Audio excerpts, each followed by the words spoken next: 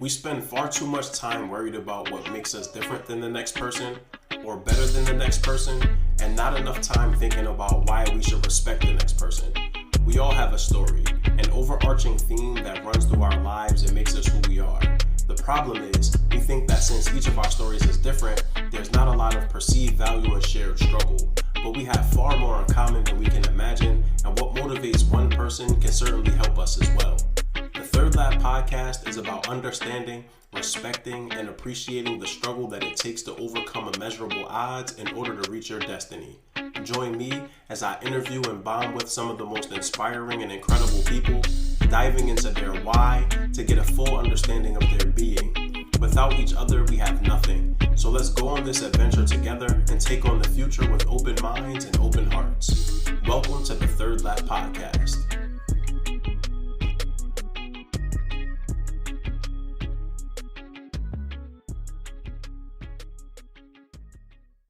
Hey everybody, thank you so much for tuning in to episode 7 of the Third Lap podcast. Today I have another one of my brothers on here. This is my bro for real. It's been a while since I've seen him, so seeing him on camera today just really is just an exciting moment for me. And so Dennis Pooler, who is like the master of college access, an educator much like myself, just an all-around righteous brother. It's just been, a pleasure to get to know him over the past years and really be able to call him a brother. We went from friends to a brotherhood pretty quickly. And so, Dennis, what's going on? D. Pooler, what's up with you, baby? Wow, an intro like that. I feel like somebody should be like hyping me up in the background or something. I feel like there's an audience. Thank you. I appreciate that, Mal. I appreciate you a lot. Thank you for having me on. I'm here for it. Let's get it. Yes, sir. And so me and Pooler, we go back now 5 years. Yeah. How long have you been married? I've been married 5 years. So yeah, I met you right after you got married, like the next week. Yeah, that's right. We never had a honeymoon because I went to Boston to some schools right now. I got married, so that's a heck of a mile marker right there. Yeah, so 5 years we've been rocking out. Dennis has just been a real just pleasure to get to know and be around. He's helped me tremendously in so many aspects of my life, but specifically pushing me around my understanding of like the LGBTQ community, my wife as well. Like they've been huge, they've just been so helpful to me just to understand that like I wasn't where I needed to be and where I wanted to be truthfully in regards to understanding and appreciating and advocating in ways that were really meaningful. And so Dennis has helped me so much in regards to that. So we got to know each other through Citizen Schools. We were both deputy campus directors. Hey. That was an interesting year. Yes, it's an interesting year. That was a trying year. Yes, it was, and a year of growth though for both of us, man. We both. You were in a real tough situation because you got hired and then you weren't able to start for a little bit of time because of some nonsense that was going on, and so you were like remote but not remote, and it was just foolishness going on for like the first like month or two of the school year. I didn't understand anything, and I thought it was because I was remote, and then I realized that no one understood anything. So it really kind of pushed my work. It really made me realize the work that needed to be done and how dire it was. That like, it's important. It's urgent. It's now. Yeah, 100%. And shout outs to CS, man. They without Citizen Schools, I wouldn't be honestly where I am. Laura Burgos gave me my start, and I'm hoping to have her on the show at some point. Nadia too was a big help, just pushing me forward. Krista Purnell was a big help pushing me forward. There's a lot of good people there, but yeah, 100%, man. As far as like the organization, that's why they brought Robert in because they just all the ducks were in a row, and so they brought the heavy hitter in. Shout out to executive coach Robert Bonner. Yeah, 100%. Huge shout out to Robert. Robert has been instrumental in my growth as like a leader in this education space. And so, yeah, man, 5 years deep. Dennis has just been an amazing person. So I did sort of an introduction, which wasn't great. But, Dennis, who are you? What are you up to? If you were to define yourself, how would you do so? Okay, wow. I have so much going on right now. So I'm just going to lay it all out, and then we're going to just have to decipher each thing. So my 9 to 5 or my 20-hour job is I serve the Bronx and the South Bronx, actually where I'm from, at a new charter high school called Kansai High. It's a computer science-based charter high school in the Bronx, and I'm the director of college access. I'm the founding director of college access. So it's very interesting finding a college department in COVID with students I have never met. So I am very grateful that I don't have a senior class at the moment, so we can just like create systems and move through the year together. I also, along with my partner and my now business partner, just started an online college consultancy, Pooler Learning. PoolerLearning.com is now fully launched and available, where you can purchase us as a package. You can't purchase it through site. We actually want everything to be tailored to your experience and your individual needs. So we want you to be able to build a conversation with us so we could design a plan and actually just tell you if you really need us or our services. And the goal is to serve as a platform or a liaison between college and the student. You see a lot of companies and organizations that are doing it, and none of them are Black, to be honest. And I have the same numbers. I have the same results with my students. We are still part of an alumni family. I still look out for them, and I'm not white. We have the ability to have the same thing. And I think it's a choice now not going with a Black-owned company, because you can't say that one doesn't exist. I'm here, and I'm doing the work, and I'm in the community, and I'm servicing our people. So put your money where your mouth is. If you believe in Black-owned, I'm here. Let's cycle our own dollars and put our own kings and queens back out here. I'm also pursuing my master's right now in higher ed administration. I believe that college is fading our young people because of instant gratification and a lot of, look, the reality is you don't have to go to college to make a bag anymore. And with it being unaffordable, who am I to tell you to go any other way? So I like to look at my job as just someone who serves the young people, right? Like, you tell me where you want to go and I'm going to help you get there, but you have to identify your own plan. I want young people to go to college. I want young people to keep certain systems at play, but I don't think that they should have to pay for a Rolls Royce in college. I believe if we look at the history of college and universities, white men have had over 250 years alone to thrive. And we've had 50 years of HEOP and higher opportunity programs for people of color. I don't think that's nearly enough. I don't think our outreach is right. And I don't think someone that is from the community is actually sitting at the table. And if we are, we're a little too soft by then. And I'm just not there yet. So I want to just serve as liaison between the community and what needs to be done and getting that work done. And that was a mouthful of an introduction. I am done. But now y'all understand why I rock with this man, because he keep it 100. He talking like he lives it. And I can tell you, I don't know anyone that's better at the college access work than Dennis. His numbers and who he's put into college. I've had a couple of students that I've worked with, impromptu, just have conversations with Dennis. As I was thinking about going back to get my master's myself, I communicated with Dennis because, again, I don't know anyone that's better than him.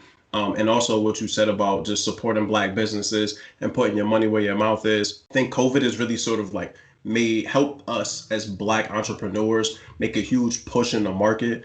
And, we already know that like it's been a history of losing the Black dollar. And Malcolm X talked about it. When you take the Black dollar out of the community, it just becomes the hood, right? Like you lose the unity.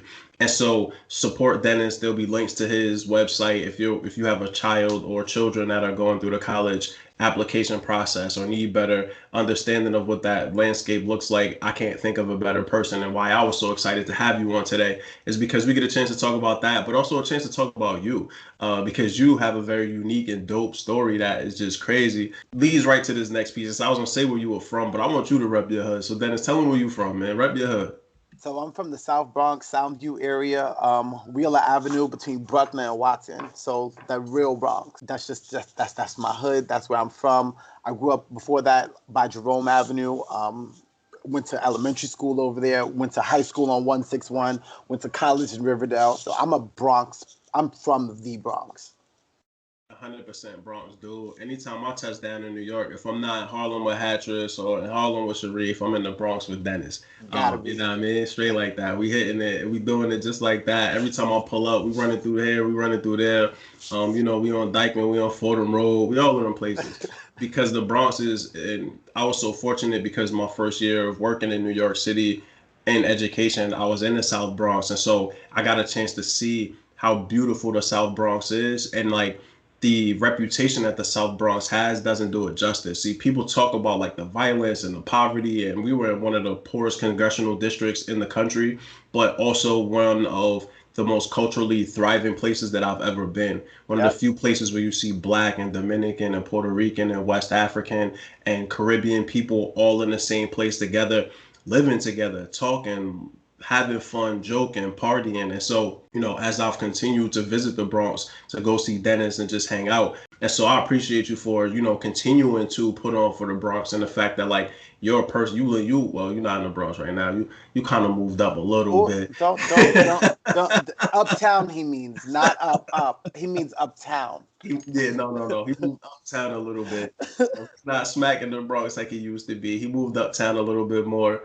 But yeah, man, I'm just so happy again to have continued this relationship over these years and continue to be able to like learn from you and see you grow as a professional from like real humble beginnings to where you are now. And I already know, like, as you project into the future, the amount of incredible things that are going to happen for you, because you have such a dope entrepreneurial spirit and like such a bright light and such a fire inside of you to make sure that our kids are being served in a way that makes sense, right? And like you are that authentic person that's going to be sitting at a lot of these tables to make sure that doors don't get slammed in the faces of our children. And I love you for that, my brother, 100%, because we need more people like you. Because a lot of times when people make it to those seats, like you said, they forget where they came from. And I know that the Bronx is etched in your heart, and you'll never forget about where you came from and what you've done.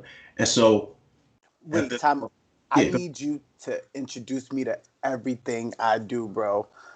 Sometimes we're so in our work that we don't even realize or hear back the stuff we do. I appreciate you, brother. Thank you for saying that. Yeah, absolutely, man. That's what this show is about. Is like I get a chance to sit and interview and talk to really dope people, but I also get to sing their praises. Because like this is my chance to say, yo, you are an incredible human being. You are an incredible spiritual entity, and you are a bright light for so many young Black and brown children that look just like you, that are coming from where you're coming from. And so, I want to now kind of transition into talking about your specific story, because I also feel like that's where a lot of motivation for kids that are going to come from, especially, children that might be struggling with their sexuality, struggling with, their ability to really own who they are in a very public space, because our country and our world doesn't respect them and doesn't respect that plight. You're listening to the Third Lap Podcast with Mal Davis. Yeah. And so I would love for you to just talk about your humble beginnings, man. As we talk about your career and where you are right now, how did it all start? Like, how did you end up in education? How did you end up where you are right now? Where did it all begin? So I am from a single mother. Shout out to all the single moms, raised in the Bronx. My stepfather's been in the picture for a very long time, though. Raised as the only child for 16 years until my mom started having more kids. I have two sisters who are awesome, 18 and 12 at the moment. But I had been left a trust fund from my grandmother's passing for education. So I had always received a quality education. I had always gone to a Catholic school. I had gone to a private all-boys Catholic school for high school. But my friends that didn't go to my school or the other Catholic private schools were different kids. They didn't receive the same quality of education. I had to kind of talk people through the college application process. It just didn't seem fair. I even had to go through my own process just because it wasn't a service for us. It was, you're supposed to go to college, but how you get there and how you pay for it just really doesn't matter. So that's always been in the back of my mind as I was kind of developing through my trajectory and kind of finding my footing. I thought I wanted to teach little kids, so I started teaching fourth grade right after college. That wasn't it. I did not like working for the Department of Education. Fourth grade, they were beautiful, but it was not the system for me. It felt like the union just protected people against things that were very petty, and it wasn't something that I wanted to perpetuate. So I left after a year. Then I began working in daycare, working with the smaller kids, and it was so unfulfilling. Like, it's a baby, they're cute and all, but they're never going to know the work that I put into loving them, because when this is all said and done, it's mom and dad, So it was like, nah, this isn't it. Although I thought about opening up a daycare and making a killing, but it just, to make the money without the passion didn't seem fair. So I got out of daycare. Then I got into college counseling for a CBO. I made $30,000 a year. It was a ridiculous amount of work, and I was here for it. The work was so fulfilling. It was beautiful. It just didn't pay. So I started tutoring at the Boys Club in East Harlem as well, where I met Tiffany Stanford now, formerly Tiffany Martin, where my life and my trajectory really just changed. Between her and a really good friend of mine, Serena Xavier, opportunities were kind of really just presented to me. Tiffany and I got really close. I just spoke about my concerns about not making enough money. And she was like, all right, I'm going to put you on to just opportunities to make a little bit more. So I went to run along with her the Cromwell camp. So it was the Boys Club summer camp. So I was a tutor. We went to the camp together. She's like, hey, I'm leaving the Boys Club. I'm going to work with this place called Citizen Schools. I think you will really appreciate it. It's education management. I think it's what you would like. Boom. We go. I apply. We go together. She's the campus director. I'm a deputy campus director. We're at 2 different schools. I make more than $30,000 now, but the system is just not working. So I just couldn't get behind it. It was great work, but the way we were getting there just didn't work for me. So I left after about 9 months, and then I went to a charter school in the Bronx as well. I won't name them, but I was there for the last 5 years serving as college counselor. And then I just recently left to become director of college counseling. So I've had a really long career, and I've come many different ways. I've had a lot of part-time work in this career. It's always been about the work to me and about the mission. And then I felt like the money would always follow. But I'm a long way away from that $30,000 now. So that feels very good. The money is in education. Stay. Yeah. And so a couple of things here. First, shout out to single mom. Shout out my mom. Just going through and editing some of these episodes, I realized that I don't give my mom as much credit as I've given my father to this point. And that's just happenstance. It's not purposeful. It's not a purposeful omission on my part. But shout out to my mom, who's episode 2.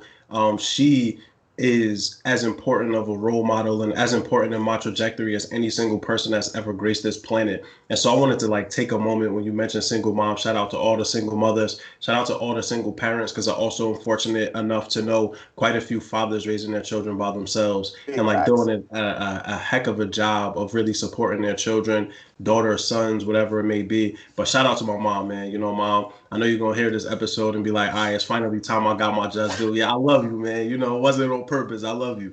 Shout out to Tiffany, too. You know, Tiff was dope.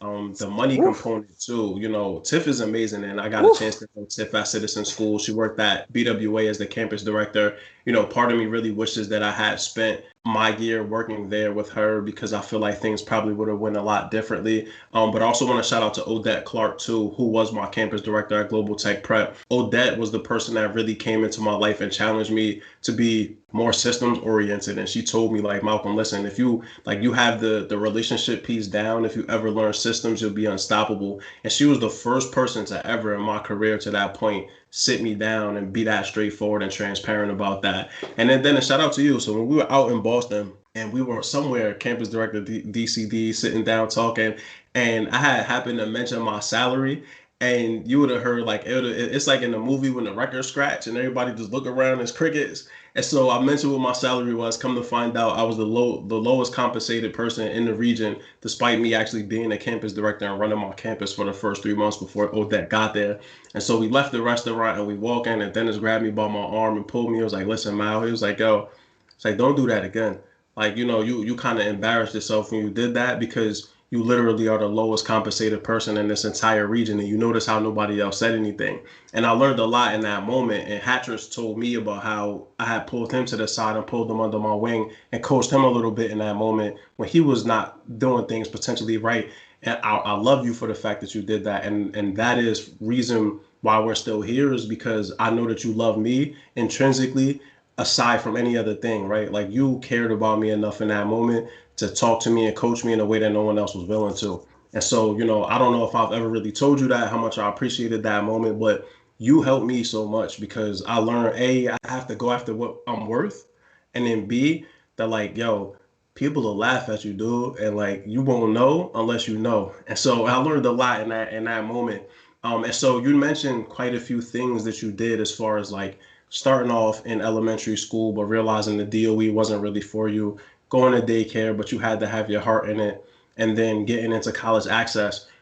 You mentioned Tiffany kind of helped you, shepherd you along the way. going from daycare to college is like a heck of a jump, right? Any educator knows, like when you're going from pre-K to the big kids to like the heavy hitters, like that's a real live, like humongous shift. And so what put you in that frame? Like how did you even realize like high school and college access is really what you were trying to do?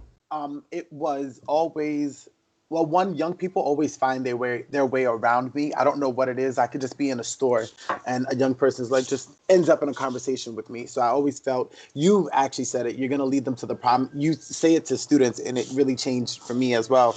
But you said you're going to lead them to the promised land or you're going to lead them off a cliff, but it's your choice to decide. And it was like, and it's always felt like something that was there. And it was like, yo, they need to hear somebody who my sneakers stay fresher than theirs. Like I look doper than them. And that's just the means at which they keep coming to me. They're like, yo, mister, I like your kicks, yo. And I'm like, yo, your father's a mister, but my kicks are dope. So if this is what's working and this is how they're coming to me and I have the tools, let me put them in the right direction. Let me help these young people. But not, oh, you poor little black kids. And it never felt like that. It was like, y'all look like me and my friends. And if we had somebody like what we are to them, our lives could have been different. And I had a great life, but it just things could have happened quicker. And you said something about talking about salaries. Not talking about your salary only helps the employer. Us being paid disparities of $10,000 for like you doing more work and completely more work than me and me making 10 grand more than you only helped one person. And that's our employers. And we must begin to ask for more money at the very least, just push back. And it's just like, well, why not? Like, I want to know why I can't make a little bit more because I know the work. Bro, back to it. So the kids I started working with just became older and older. But my conversations with young kids was like very adult. Like, I'm not going to baby you. You're not a child. You're definitely not my child. So this is what it looks like for you. And that can sound harsh if it's meant to be, but mine was just no one out here is telling y'all the truth about what young people who are doing what you're doing, what happens to them. I'm not going to tell you the truth. I'm just going to put you on to one of my homies who it happened to him because he wasn't listening. You got two choices. Take one, your choice. I'm going to support you in whatever because you're not my kid. But here you go. And I ended up with high schoolers. And it was beautiful, a beautiful transition. Nah, and what you said is so true, man, around the fact that like the younger kids, just keeping it real with them. So when I first started years ago, I was a para in third grade in New Jersey. And it's crazy because my third grade kids are now like juniors in high school, seniors in high school, which is just bananas.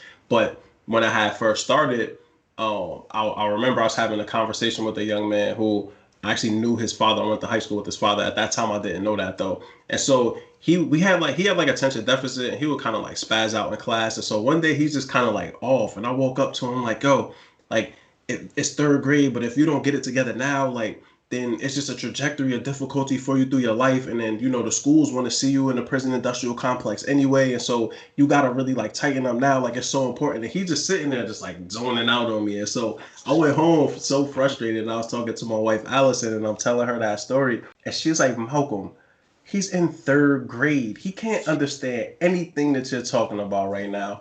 And that is what ultimately led me to middle school, because in middle school, the quote that you share, you could lead them to the promised land or lead them off a cliff, is what I started presenting a lot of like the more challenging students with in middle school, because I saw that they were leaders, but they were leading their peers in the wrong direction. And that was the quote that I used to hit them in their chest, because that they understood that, right? Like if they didn't understand anything else, they understood exactly what that meant. And that meant that they were misleading their people. It worked for some of them. Some of them it didn't matter because they were already too far into the streets and into the gang life that like it wasn't really much that I could do at that point.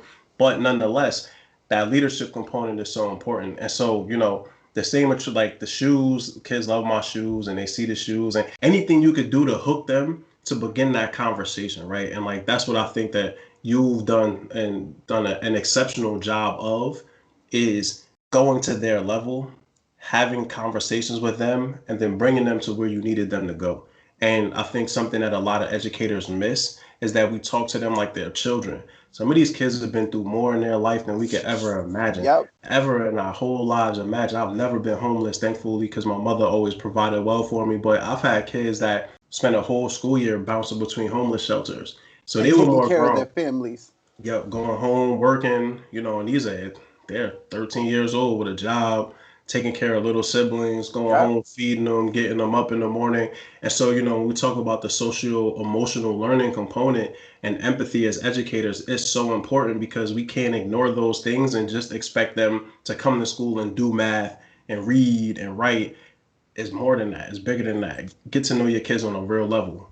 And to be kids, sometimes they're coming to school. Like I've met some 14-year-olds that are grown ass men, and me sitting here talking about tucking your shirt and sit up is literally disrespectful to them because he's like, I pay bills in my house. What do you mean tucking my shirt? I'm tired. I just got off a 10-hour shift and I am here on time for you to tell me to tuck in my shirt. You tuck in your shirt. And what I'm supposed to say to that?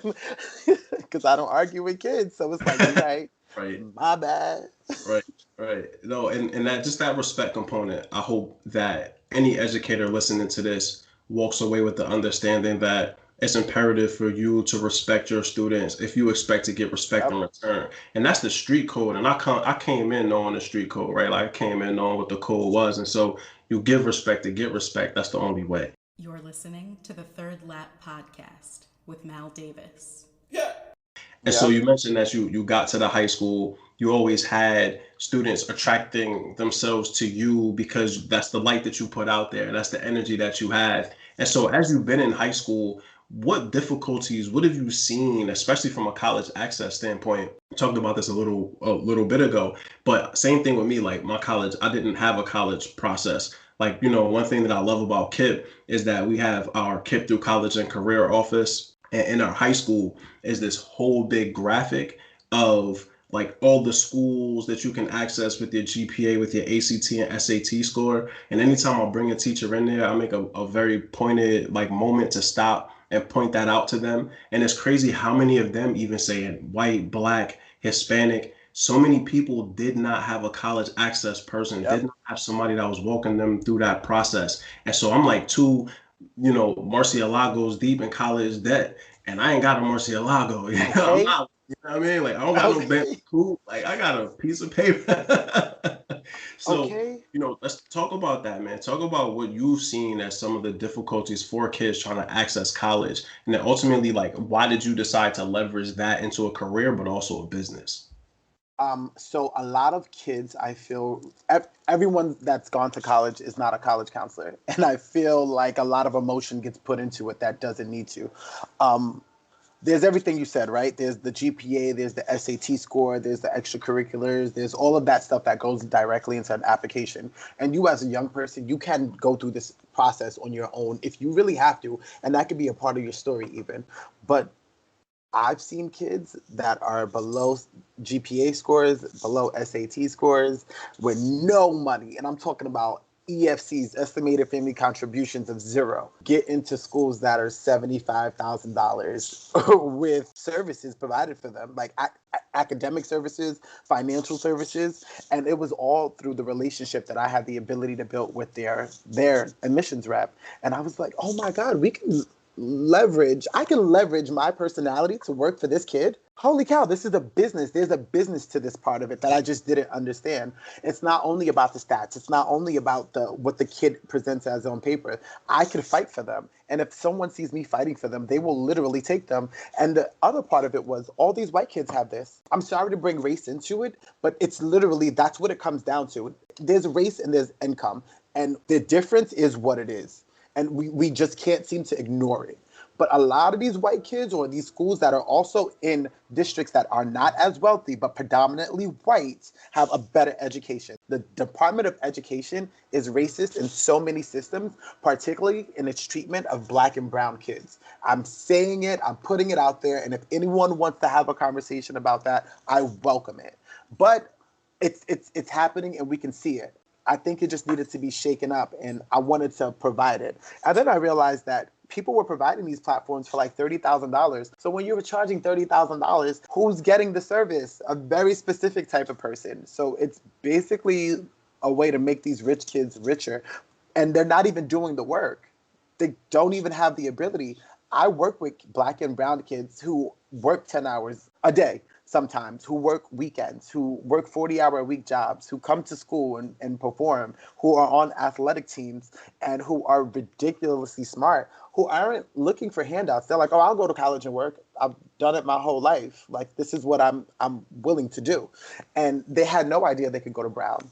They were willing to go to BMCC and kick it there for 2 years. And that just doesn't make sense to me. I don't understand how it's still happening. I don't understand how these schools are not just walking around our hoods. Like, oh, you're working on a car? Let me talk to you about engineering. Let me talk to you about mechanical engineering. Let me talk to you about electrical engineering. Oh, you're looking at this building or you're taking photos? Let's combine your passion for this into this. We can be reaching kids and communities, and just putting a person like me in public DOE should be just investing in them, but in their longevity, not in the moment that's presented to them, but getting them to really think about being active citizens in the world. And I just felt that there was a business to it that I was really good at, and the actual service. I don't accept every kid that comes to me to work. It's beautiful, but I don't. It's a mutual relationship. And if I don't think that it's a service that I could provide to you, or that you really need me, or I just don't think we would have a really good. I don't take everyone.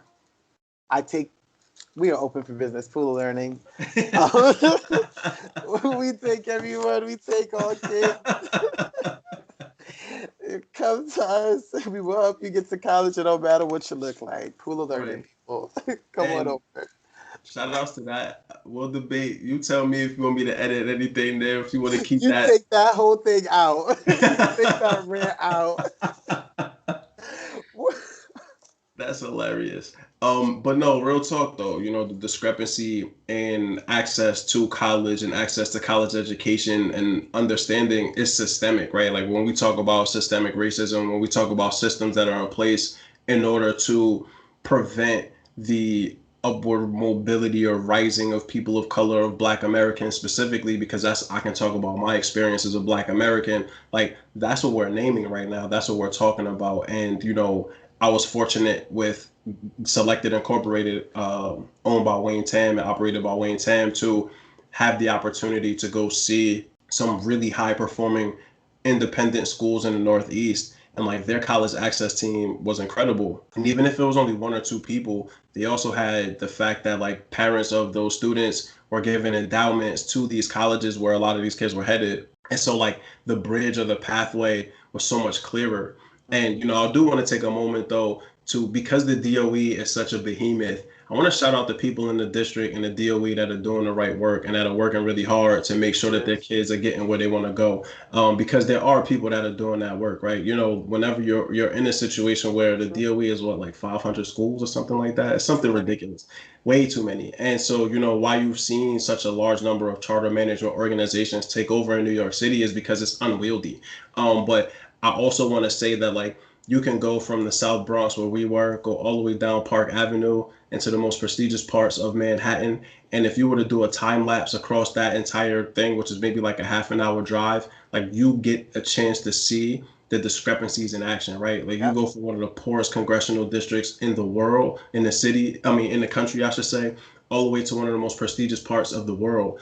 And that shouldn't exist in the same city. Right? Like when you go down south and you talk about how towns are literally separated, the poor Black areas from the prestigious white areas by train tracks, it's similar, right? So we think that because we're in the Northeast that these things don't exist, and they 100% do. So I do want to shout out the people that are doing the right work, but I also want to say that from a policy standpoint, from a system standpoint, from an operation standpoint, that we have a long way to go, and why we're pushing so hard for equity and equality across the board and better diversity is because we need people like you. And I rarely talk about myself, but even people like myself in positions and in places to uplift our voices, because otherwise what's been going on, like you said, they had Caucasian Americans, white males specifically, had such a long run of just them, and we've had such a short run of us included. And so in order to really cut that gap down, we have to be more equitable. That starts radical, 100%, think outside the box, really get to the underlying components of like, why is there such a drastic difference between this school, which is predominantly Black or brown, and this school, which is predominantly Caucasian, and there's literally a 10-minute gap between them if you drive or walk. And so, I love the fact that you identify early, right? Like, because you had this Catholic education and access to opportunities that like your homies didn't, that you realized over time that like, wait a second, like there's this gap, there's this void, and I need to address it and step into it and not walk away from it. And so as you continue to lean into it, as you continue to step into it, talk about your business, right? Like you spend a little bit of time talking about what the business does, but expand on that a little bit. You just started this, the homie Manuel, your partner, like you all had a bunch of really intelligent people sit down and say, yo, we need to get it done. What does it look like? We talked about the planning process, but talk about the business. Why is the business in existence? Got you. So my partner and I, Sylvan, we decided to start it. He is an account manager for a huge recruitment company in London in the UK. And COVID, and this has been about 1.5 years in the making. And we just realized that we are really good. He is really good at operations and building systems and the background of it, and wants to contribute to something bigger than himself, and wants to contribute to something that's bigger than the amazing work that he had the ability to do in that secular space. So he was just like, I would love to do something in education. I just don't know what. And I am in this system. This is what I do. I'm an adult and this is what I make money doing. So it was like, well, I would love to do this. And we just realized that our love for education and our background, that we could really expand on something. My homeboy Manuel, who's turned into like my homie, my colleague, that's my brother, that's my hitter, that's my ace, like that's my brother. He is coming up and you're about to see it. He has so much about to drop, but I'm going to let that be an episode that he could drop on and talk about his stuff because it's wild. But our work in education, as I think about radical education, he's it. We are in meet. He will come up in a meeting asking questions, standing up, turning up for kids, and it's all for Black and brown bodies. But he'll also cry about that and sit in that. And sometimes I'll wake up in the morning and I'm like, yo, what's up, G? Like it's 5 a.m. on a Saturday. What you doing? And he's like, I just thought about institutional racism and I couldn't sleep anymore. And I'm like, yo, that's what you're thinking about? Let's get it. Let's get it. Let's talk about this, number one, and then let's get it. And we both deserve to make money at this work because we are giving our lives to it. We have given so much of it and we have so much talent, but it was just, this exists. This work, this team, these systems, they already exist. People are doing it, not caring about what kids look like. And a lot of Black and brown people are going to services that are not Black and brown people. Honestly, you ask, why didn't you go with someone Black? And it's like, show me a Black company doing it. And it's like, oh, okay, you're right. Here goes one. So come support our team, our squad. There's Black person, Latino Black person, a Dominican Black person, and he's French. He's French. He white, but he French, y'all. So it's okay. Come support Black owned. Come on. Come support it, man. And Manuel, that's the homie for real. That's the real life hitter on God. That's the man right there, yo. And I got a chance actually to interact with Manuel through Dennis. So Dennis had Manuel and I connect because Manuel just had some questions about some things that I was doing in education, and I was trying to like iron out some of the kinks of his understanding so that he could jump into the space. And so I think when we first talked, Manuel was like 23. And so Manuel was talking to me about like scholarships that he's created. And I want to create a scholarship in my grandmother, Maria Anita Davis's name, to send young Black girls to college. And so I'm a little bit away from that, but that's always been a career goal of mine. And so when he's 23 talking about it, I'm maybe like 32, 30. And he's telling me about all these things that he's already done. And I'm sitting there like, damn, like, yo, this young boy getting after it. And so, I had another brother, Marquise Richards, who I'm going to introduce the two of you because I think that y'all will get a lot of mutual respect and understanding. But Marquise is from Reading, Pennsylvania. And the young brother has 2 podcasts. One of them is called Dear Reading, which is all about how like they're really trying to help the Black population of Reading get better visibility in just their city. And young revolutionary dude, and like he and Manuel remind me so much of each other. And while I love these younger dudes and while I love this younger generation, Generation Z, because like, yo, they on it. Like they are on it. They see And not no afraid. boundaries. Exactly. They see no limitations. They weren't taught go to college and get a job in a factory and work till you retire. Like they see the game in a different way than we were. Than even you and I were taught it, right? And so I love Manuel. I love all the things that Manuel stands for. Like you said, I've woken up in the middle of the night thinking like, damn, like, am I doing enough to stop this school to prison pipeline? Like, damn, am I doing enough to stop institutional racism? Like, damn, I just watched in the summer during the pandemic, all of these people on social media get murdered by the police. And what am I doing? What am I doing? Right. And Yep. so, when that is something that bothers you and is at the heart of what you do and you love it, like you said, you deserve to get compensated for it. But at the same note, the compensation will catch up because you're gonna put the work in. You have the passion, you have the fire. And to all the people out there that are listening that feel similarly and motivated by the same things, don't lose hope. Don't lose sight of your goals. Don't lose sight of your ambitions because one day is tougher than the next. Keep fighting because until we all get free, we all enslaved and we all still in chains. And so keep the fight, keep the movement going, and support Dennis Pooler, support Black businesses, support all of these things that are coming to light now as entrepreneurs are putting their best foot forward through a pandemic and working hard. And find you a squad to fight this with. This is not Absolutely. the job of any one person individually. We are fighting for the freedom of our people, of our children, and thinking about a world that exists way past our existence on it. It takes work that we won't see done. And it takes the existence of hardworking people, and that is okay. But we have to fight the fight for the kids. And just this last plug for Manuel Jourdain. He's now asking the bigger challenges of like fighting racism through food equalities. We're gonna see a lot more in him about food and the freedom of food and taking back veganism and just challenging what that means. And I'll leave that up again. I'll leave that for his episode X, whatever that comes up. But this is the work of everyone. Find your Justice League, find your people to go through this work with, but also play hard. Like enjoy yourself and have a good time on your off time. And I travel ridiculously. So please make sure you do things to come down from this hard work. Yeah, absolutely. It's mandatory. And I found my Justice League.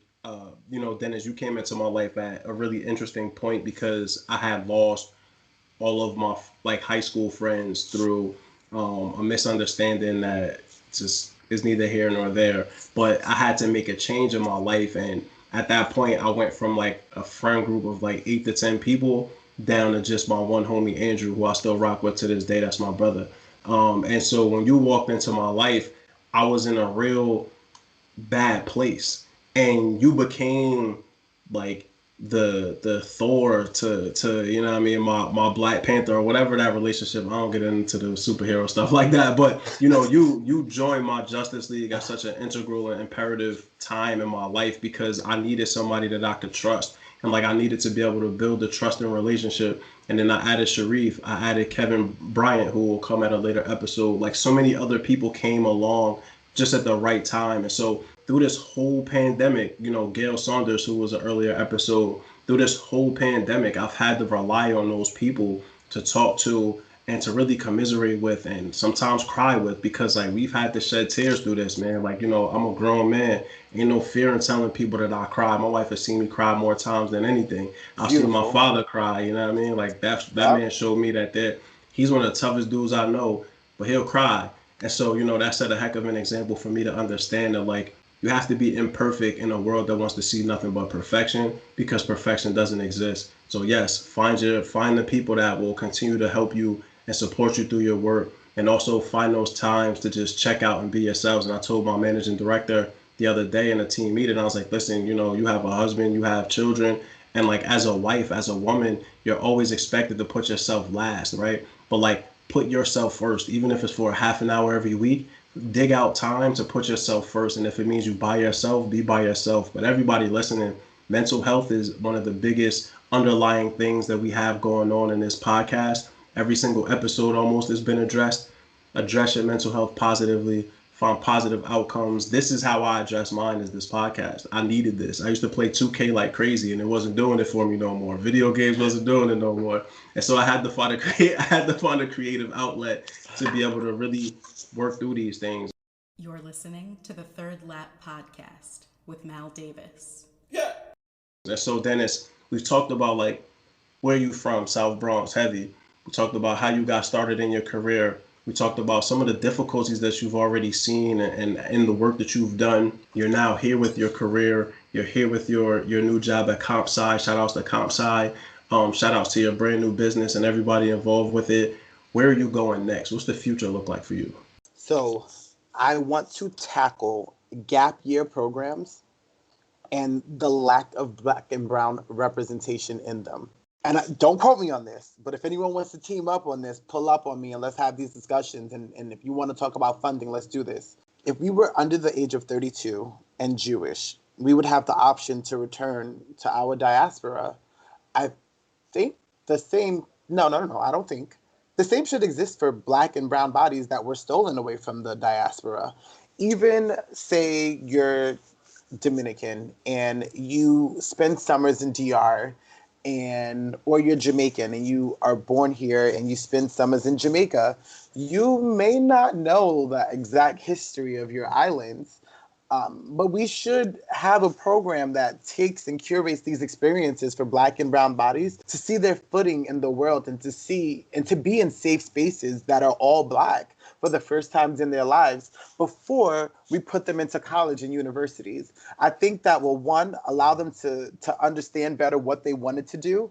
Two, allow them to tackle the situations they face in college better. I have kids that are going through horrible experiences in their first year in these universities that they do not know how to face because a lot of first happenings at the same time.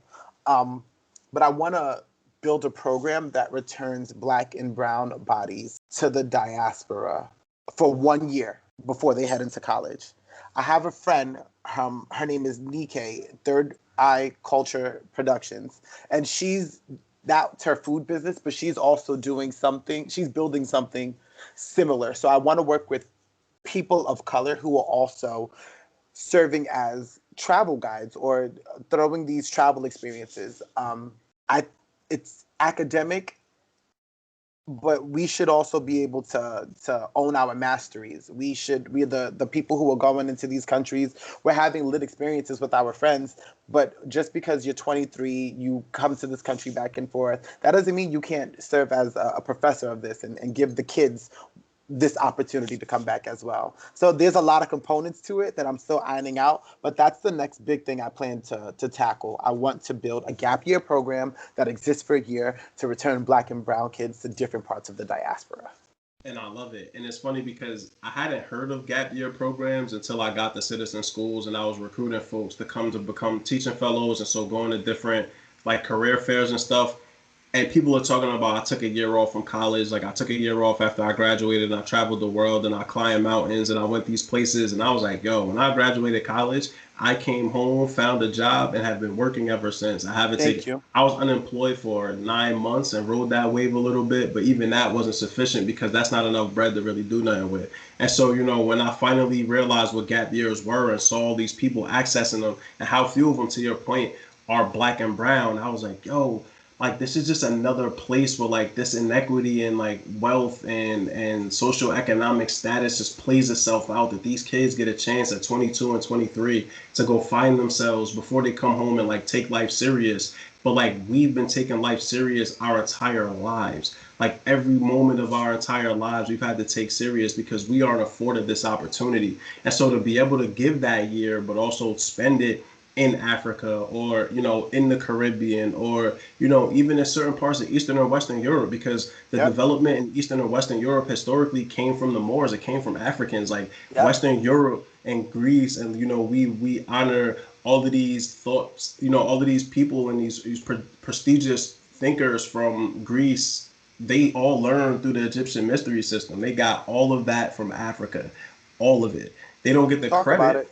Right, but like all of that originated in what people love to call the dark continent, and not because of the color of people's skin, but because they feel as though the people there are not intelligent and they're bush people, and it's all a lie. And so, give these young Black American children a chance to see something other than slavery, because, you know, and this is just like a tangent quick, but I remember we had this project in 8th grade where, you know, we all had to trace our lineage back and talk about like where we came from. And I got a chance to see all of my, you know, white contemporaries at that point talk about Poland and Italy and all of these different European countries. But like when we presented these projects, mine literally stopped in Georgia and Texas. That was it. It stopped at plantations in Georgia and plantations in Texas. Our history goes so much further back than that, and it's imperative that we understand it. And so, you know, any way that I can play a role in helping you and your colleague work through getting these kids overseas and the different places for that gap year, yo, mad important, dude. The utmost importance, for real.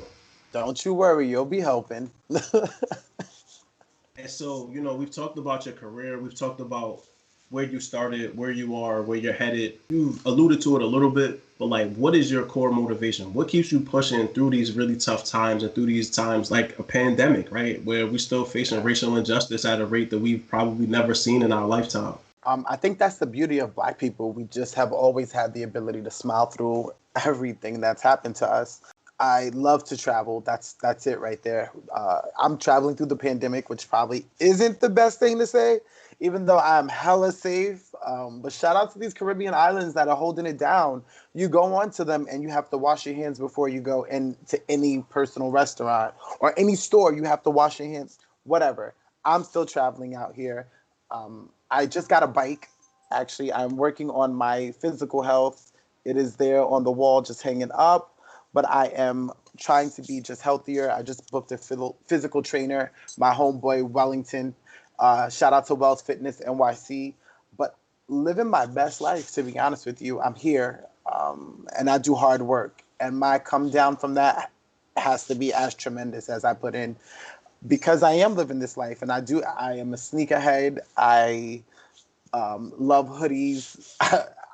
I'm out here having a good time, living my best life. I love to socialize, but I'm just out here. I'm having a good time. Physical health, mental health, spiritual well-being, all of these things, like that's like the triangle, right? Like you want to make sure that you have all of those things happening and clicking simultaneously, because if you miss on any of those, like you're missing a key component of who you are and what you're supposed to be doing.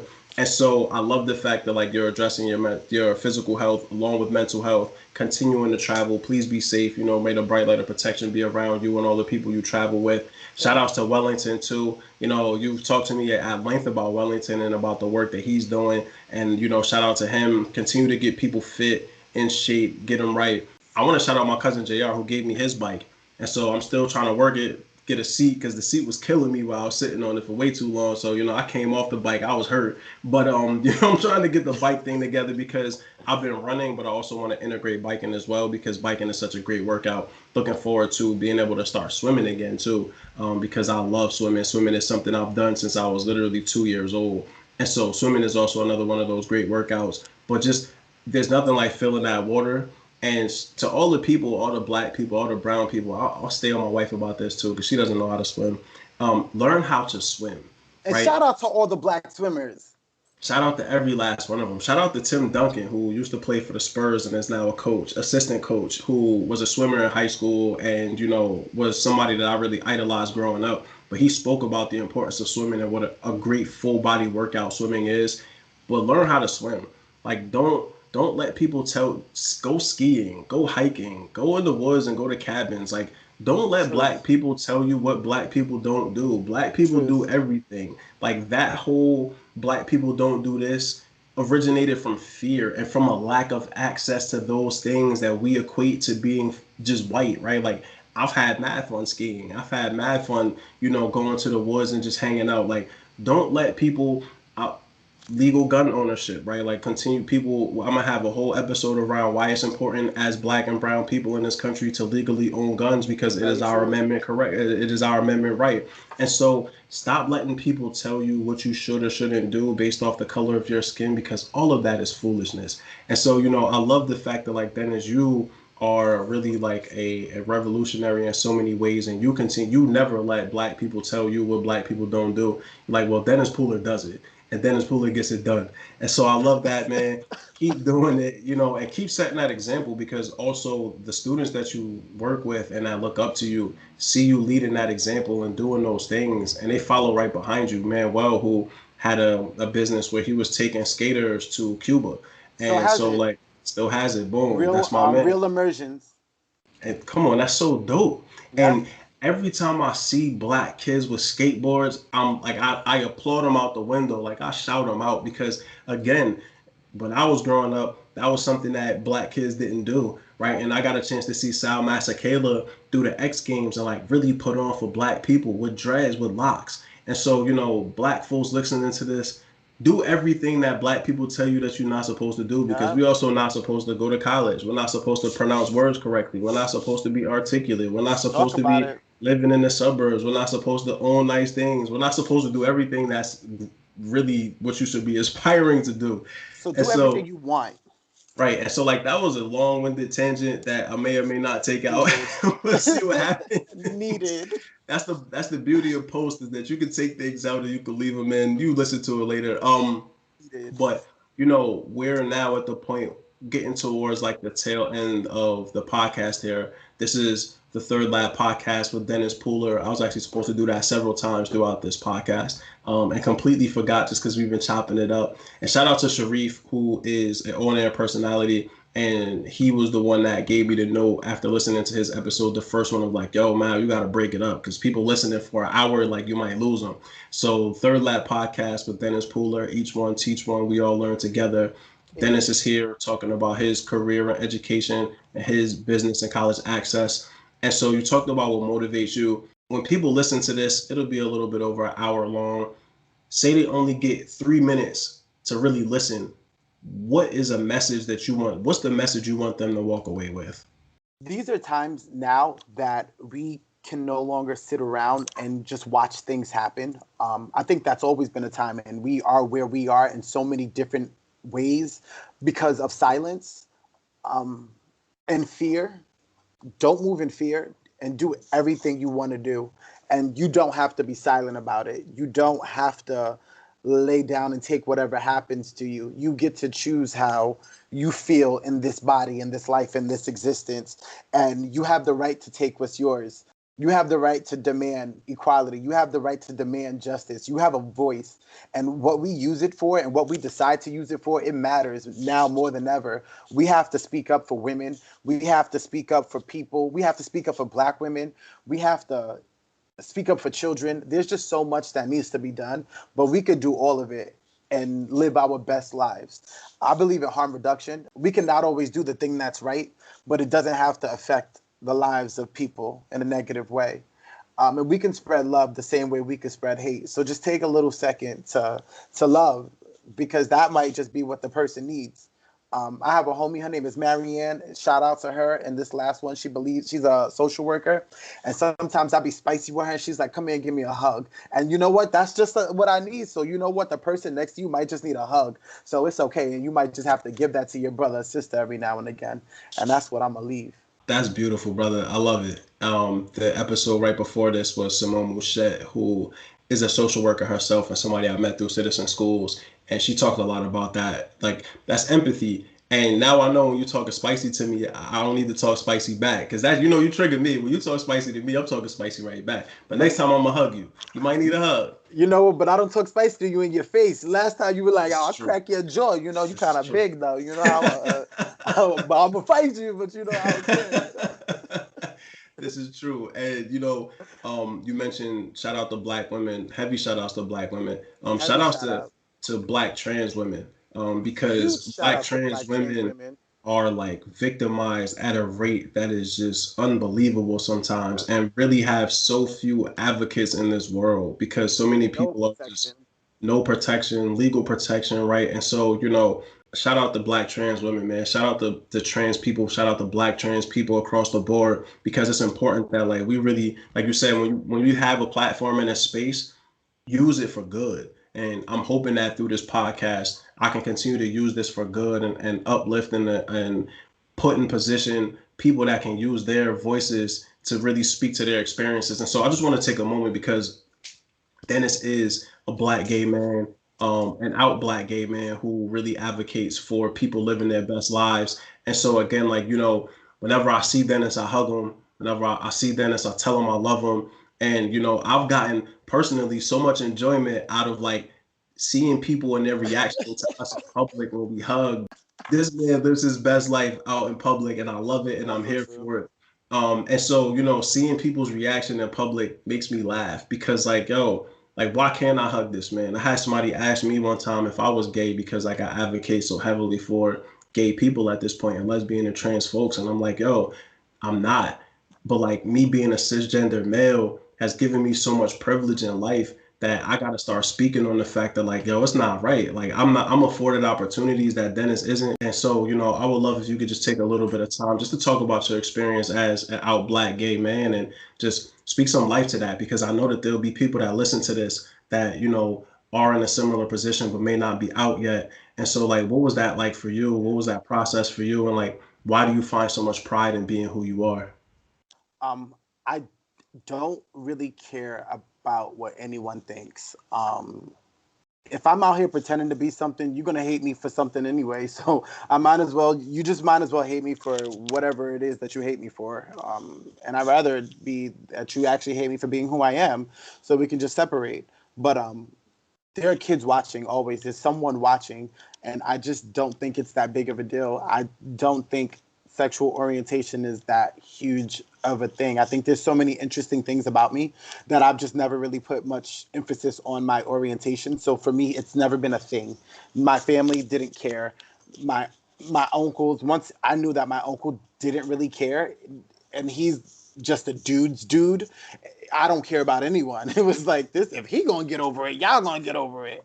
So it's just I don't really care. And I think when we deny ourselves the right of loving each other openly, we are denying ourselves to be in love and to experience love, and the cycle continues.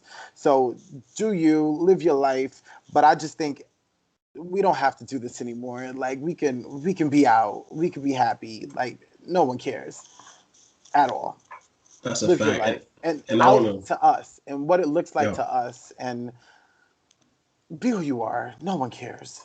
yeah. And just to quickly address this whole like gay agenda thing, it's the most ridiculous thing that I continue to hear. Unfortunately, a lot from black men. And like let me just take a moment now as we close this out to say there is no gay agenda. There's no such thing, right? Like because people are living their best lives now as gay and lesbian and trans people, like they had to hide it. It was illegal. They could die for just Thank you. being who they are. And so, of course, they're now taking advantage of the fact that they can live this out loud. If Thank there's you. no hetero agenda, then there is no gay agenda because the hetero agenda lives itself out in everything we watch, everything we do, every law that's passed. Every single walk of life is the hetero agenda, is the cisgender agenda. So anybody listening to this that really thinks that there's a gay agenda, please stop listening after this episode because realistically, like your support is not that important to me. If you aren't in line with the things that really matter in life, and if you really aren't trying to become more open minded and understand the world around you in a much more positive way, this is not the podcast for you. Big facts. I hope that you Thank realize you. that by now because we talk so much about like black and brown rights and trans rights and gay and lesbian rights. But like after this episode, if you are not down for the cause, if you continue to be in the way,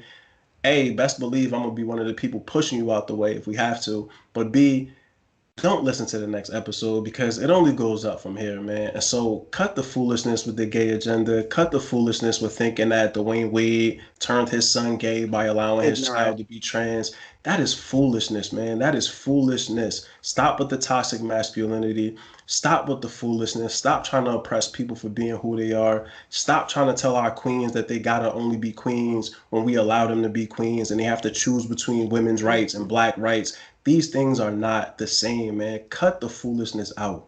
And if you're not going to cut the foolishness and the ridiculousness, do it with the right one. If you Mm, have any of these problems, come to me. Don't say this to the next person. Don't say this to people via this online platform. That right. means nothing. If you truly have a problem, I'll drop addies and all of that. But let the right one know it. Don't be a bully. That's a fact. And if you are a bully and you bullying somebody that I'm with, know that these hands get thrown, player. Like, that's not a threat, that's a promise. Behind my brothers, behind the people I love, you will not oppress them in public. I got another person coming up later on in this podcast who's like a brother to me as well. And if you catch us in public and you got something to say, know that you better Everyone be in the careful how squad's you hands phrase it, work. homie. Everybody hands work, baby. So, we not out here to be oppressed, and Careful. I'm not out here in public to have you oppressing nobody, period.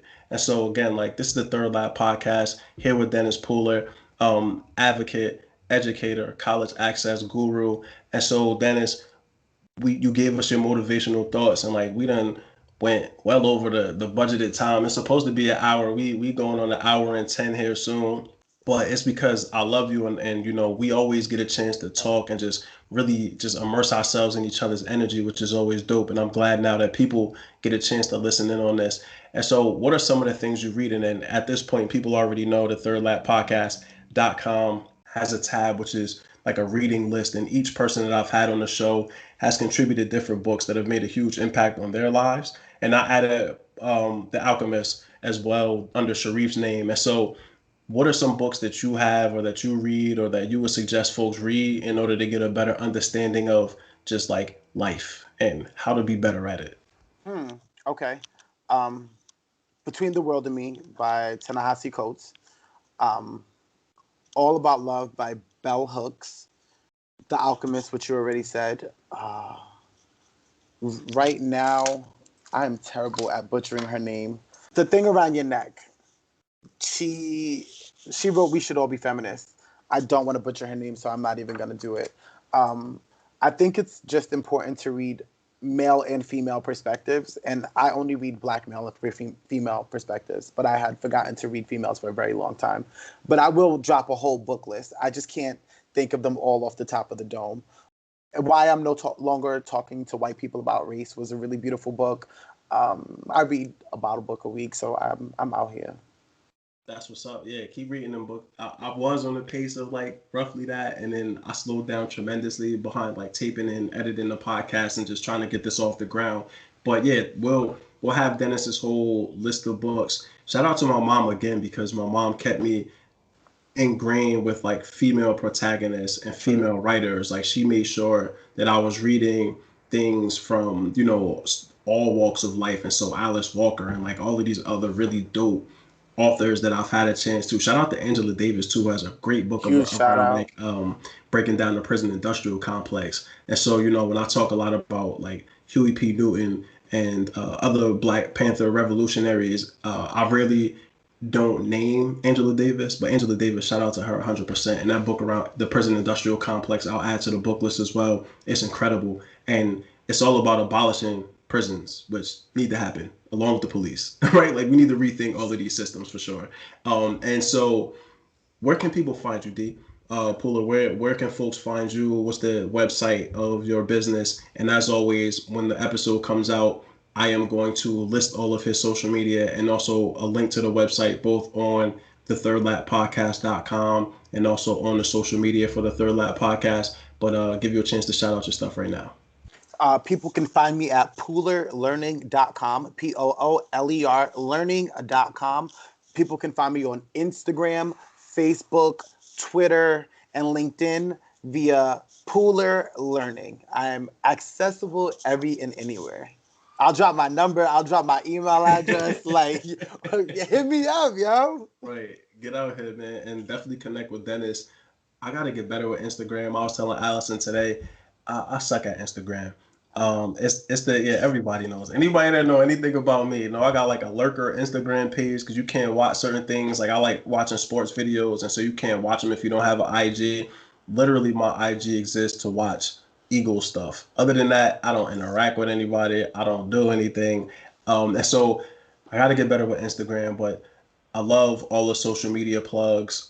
You can find the Third Lap Podcast at thethirdlappodcast.com. But find us on social media. I always love hearing from people about their feedback for the shows. If you have suggestions, then it's you or the listeners. I'm getting Manuel on here, so I'm gonna connect with him soon. But if you have any suggestions of people, Tiffany probably too, but anybody that you feel like would really do well on this podcast or has like a dope story that needs to be heard or a business that needs to be shouted out, let's connect. And listeners too, if you know folks, if you're trying to be on the Third Lap podcast, you can go to the website. You can submit your name in the like messaging section. It'll go straight to my inbox. And also sign up, subscribe. So I'm going to send out email blasts and updated information about the folks that have been on the show and where to find them and where to support their businesses. And so, we're now at the tail end here. I've been saying that for like 15 minutes, but we're actually here now. We're actually here now. Any last words for the people before we sign out? Live your best lives and do good work. That's it, man. If you can live your best life and you can do good work, you'll leave a legacy behind that will be worthwhile. And again, we don't know when we're going to leave this planet, but when we do, everything that we done gets laid bare. And we either did good work or we didn't. We either loved people or we didn't. We either laid a great foundation for the people that have come behind us or we didn't. There really is no middle ground. So do the work, love each other, each one teach one. We all learn together. This is the Third Lap podcast. This is the end. Dennis Pooler, thank you so much. Namaste, my brother. I love you. It's been such a pleasure to connect with you again today. Looking forward to seeing you in person here soon. Everybody have a good one. Thank you for tuning into another episode of the Third Lap Podcast. This is your host, Mal Davis. Please visit thethirdlappodcast.com for more information about the podcast, about our guests, and also to see our reading list. You can find us at The Third Lap Podcast on LinkedIn and Facebook, at Third Lap on Twitter, and at third_lap_podcast on Instagram. If you know anyone that would be great to be featured on this show, please reach out to our host, Mal Davis. He's always looking for interesting people to learn more about them and to talk about their pathway. Thank you so much again. Have a good one.